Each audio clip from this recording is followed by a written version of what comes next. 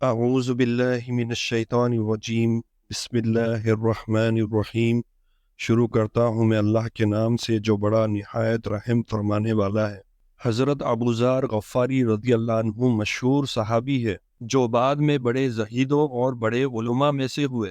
حضرت علی رضی اللہ عنہ کا ارشاد ہے کہ ابوذر رضی اللہ عنہ ایسے علم کو حاصل کیے ہوئے ہیں جس سے لوگ عاجز ہیں، مگر انہوں نے اس کو محفوظ کر رکھا ہے۔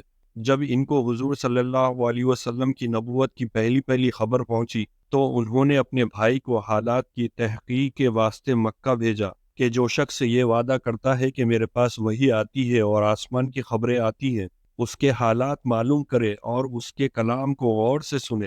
وہ مکہ مکرمہ آئے اور حالات کو معلوم کرنے کے بعد اپنے بھائی سے جا کر کہا، میں نے ان کو اچھی عادتوں اور عمدہ اخلاق کا حکم کرتے دیکھا اور ایک ایسے کلام سنا جو نہ شعر ہے اور نہ کاہلوں کا کلام ہے۔ ابوذر رضی اللہ عنہ کو اس مجمل بات سے تسلی نہ ہوئی تو خود سفر کیا اور مکہ پہنچے اور سیدھا مسجد حرم میں پہنچے۔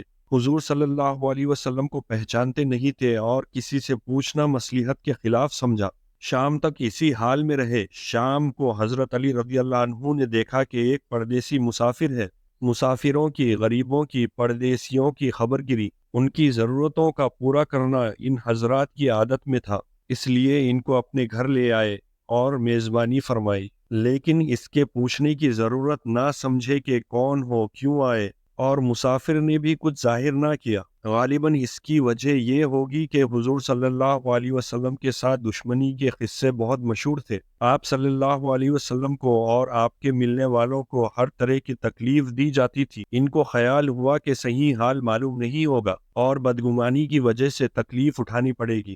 دوسرے دن شام کو بھی حضرت علی رضی اللہ عنہ کو خیال ہوا کہ پردیسی مسافر جس غرض کے لیے آیا ہے وہ پوری نہیں ہوئی، اس لیے پھر اپنے گھر لے گئے اور رات کو کھلایا سلایا، مگر پوچھنے کی اس رات کو بھی نوبت نہیں آئی۔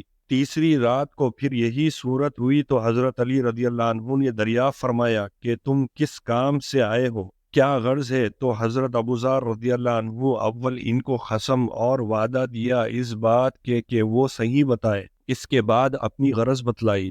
حضرت علی رضی اللہ عنہ نے بتلایا کہ وہ بے شک اللہ کے رسول ہے اور صبح کو جب میں جاؤں تو تم میرے ساتھ چلنا، میں وہاں تک پہنچا دوں گا، لیکن مخالفت کا زور ہے، اس لیے راستے میں مجھے کوئی شک ایسا ملا جس سے میرے ساتھ چلنے کی وجہ سے تم پر اندیشہ ہو تو میں پیشاب کرنے لگوں گا یا اپنا جوتا درست کرنے لگوں گا، تم سیدھے چلے چلنا، میرے ساتھ ٹھہرنا نہیں، جس کی وجہ سے تمہارا میرا ساتھ ہونا معلوم نہ ہو۔ چنانچہ حضرت علی رضی اللہ عنہ کے پیچھے پیچھے حضور صلی اللہ علیہ وسلم کی خدمت میں پہنچے۔ وہاں جا کر بات چیت ہوئی اور اسی وقت مسلمان ہو گئے۔ حضور اقدس صلی اللہ علیہ وسلم نے ان کی تکلیف کے خیال سے فرمایا کہ اپنے اسلام کو ابھی ظاہر نہ کرنا، چھپکے سے اپنی قوم میں چلے جاؤ، جب ہمارا غلبہ ہو جائے اس وقت چلے آنا۔